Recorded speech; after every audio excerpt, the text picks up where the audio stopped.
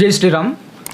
ఈ కొత్త సంవత్సరం వస్తే చాలు ఆ బైరన్ నరేషన్ గోళ మొదలవుతుంది. అదేంటో మరి, అది వానికి ఏ విధంగా శని రాసి పెట్టుందో కానీ, అరే బైరన్ నరేష్గా నీకు కొత్త సంవత్సరాలు ఏవి నీకు మంచిగా లేవురా, ప్రతి సంవత్సరం నీకు బొక్కే. పోయినసారి సేమ్ ఇదే టైంకి తన్నులు తిన్నావు, ఓకేనా, నోటి దూర కొద్ది ఏదో ఒకటి వాగినావు, తన్నులు తిన్నాం, అయిపోయింది. అయినా బుద్ధి రాలేదు నీకు బుద్ధి రాలేదు, నీకు బుద్ధి రాదు కూడా అసలుకి.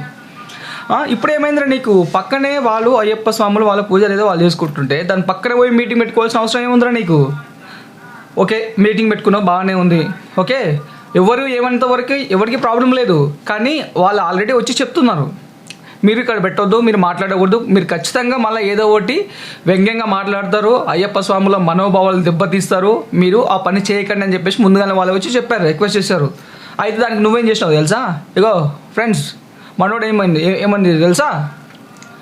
దానికి వ్యంగ్యంగా మళ్ళీ ఇష్టం వచ్చినట్టు ఎట్లా పడితే అట్లా మాట్లాడినంట. వాళ్ళకి చిర్రోతికి వచ్చింది మళ్ళీ అయ్యప్ప స్వాములకి. మొత్తం 200 మంది వచ్చేసి అక్కడ ధర్నా చేసారు, మీరు ఇక్కడ చేయకూడదు, ఈ ప్రోగ్రామ్ని బాయ్కాట్ చేస్తామని చెప్పేసారు. సరేనా? వాళ్ళకి సరైన సమాధానం చెప్పాలి కదా, వీడు చెప్పలేదు. దాన్ని కూడా సరైన సమాధానం చెప్పకుండా అట్లే పిచ్చి పిచ్చిగా మాట్లాడుకుంటా పోయి కారు ఎక్కిండు. కారు ఎక్కుతుంటే దిగరపోయి మాట్లాడని చెప్తే దిగలేదు. దిగకుండా వాళ్ళు కొడతారేమో లేదంటే అని భయపడ్డాడు వాడు, ఓకేనా. నీకు అంత భయపడేటో నువ్వు ఎత్తనంటే అంటే చిల్లర మాట్లాడడం ఎందుకురా నువ్వు? నాకు అర్థం కాదు. నీవు అంత ప్రజలకి మేలు చేసేవాడివి, ప్రజల మంచి కోరేవాడివి అయితేనంటే సమాధానం చెప్పొచ్చు అందరికీ, ఇది స్వామి ఇది కథ అని. నీకు అయ్యప్ప పైన డౌట్లు ఉన్నప్పుడు అయ్యప్ప స్వాముల దగ్గరికి వెళ్ళి మాట్లాడాలి, నీకు చేయాల్సిన పని అది కదా. ఇప్పుడు మనకు ఫిజిక్స్లో డౌట్ ఉంటే ఫిజిక్స్ దగ్గరికి వెళ్ళి, ఫిజిక్స్ సార్ దగ్గరికి వెళ్ళి, అంటే ఫిజిక్స్ లెక్చరర్ దగ్గరికి వెళ్ళి అడుగుతాం, కానీ పంతుల దగ్గరికి వెళ్ళాం కదా, ఓకే. అదేవిధంగా నీకు అయ్యప్ప స్వాముల గురించి లేకుంటే అయ్యప్ప దేవుని గురించి నీకు డౌట్లు ఉన్నప్పుడు అయ్యప్ప స్వాముల దగ్గరికి వెళ్ళి డైరెక్ట్ నువ్వు తేల్చుకోవాలి. అంతేగాని వాళ్ళు వచ్చినప్పుడు నువ్వు పారిపోవడం ఎందుకు? అనవసరంగా నీ భయానికి ఒక అయ్యప్ప స్వామికి కాలు మొత్తం ఇరిగిపోయింది, కింద టైరు తొక్కించుకొని పోయిపోయింది, మంచిగా కాలు ఇట్లా ఇరిగిపోయింది, పాదం మొత్తం ఇట్లా మొత్తం ఇంతలా వాచిపోయింది అది. మళ్ళీ ఇప్పుడు చెప్తాడు నేను ఎవరిని గాయపరచలేదని వాడు ఇప్పుడు ఒక వీడియో రిలీజ్ చేసిండు దాన్ని.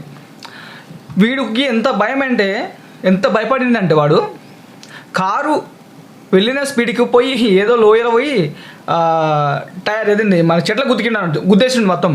కానీ వాడు దాని లేడు, ఇది మ్యాజిక్.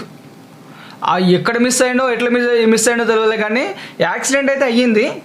కానీ కారులో మాత్రం బైరన్ నరేష్ లేడు, మధ్యలోనే దిగి ఏ అరణ్యాలకు పారిపోయాడు అనమాట.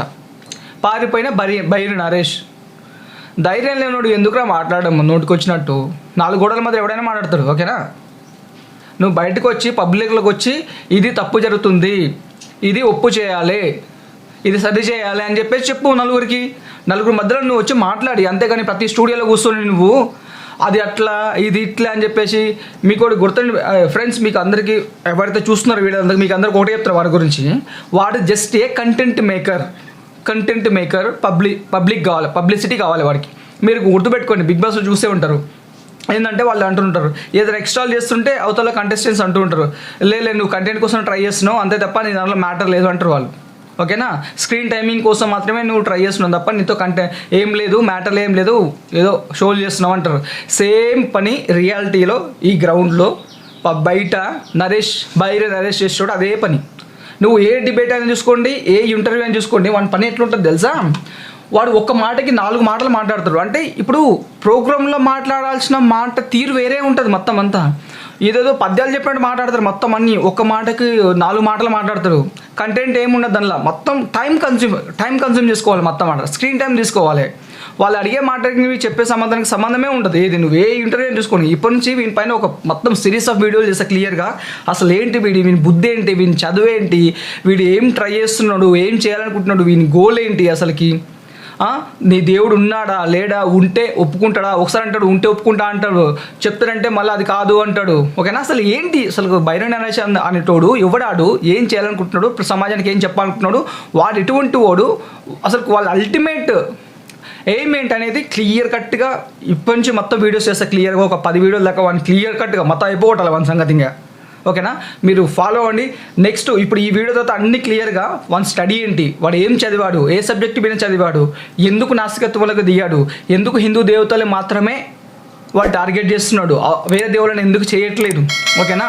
దేవుడు ఉన్నాడని నిరూపించినా సరే కానీ ఎందుకు ఒప్పుకోవట్లేదు, లేకుంటే మన వాళ్ళే సరిగా నిరూపించట్లేదా అనేది. ఒకవేళ ఈ బైరన్ నరేష్ లాంటి వాళ్ళకి, నాస్తికులకి దేవుడు ఉన్నాడని ఎలా చెప్పాలి అనే వీడియోస్ కూడా క్లియర్ కట్గా చెప్తాను. నెక్స్ట్ వీడియోస్ మాత్రం పక్కా చూడండి, ఓకేనా? ఈ వీడియోతో ఇది ఎండ్ చేస్తున్నాను. నెక్స్ట్ అన్ని సిరీస్ ఆఫ్ వీడియోస్ క్లియర్ కట్గా తీసుకొని పోతాను.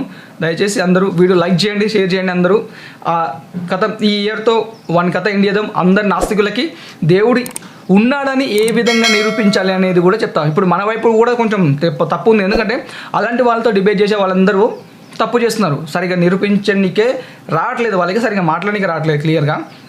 అసలు ఇటువంటి వాళ్ళకి ఏ విధంగా చెప్పాలి, ముందుగా ఎటువంటివి కన్సిడర్ చేసుకోవాలి, వాళ్ళు ఏ విధంగా అడుగుతున్నారు క్వశ్చన్స్, మనం నిజాలు చెప్తుంటే ఒప్పుకునే స్టేజ్లో ఉన్నారా, వాళ్ళు యాక్సెప్ట్ చేసే స్టేజ్లో ఉన్నారా, వాళ్ళు మంచిగా అడుగుతున్నారా, వ్యంగ్యంగా అడుగుతున్నారా, ఓకేనా?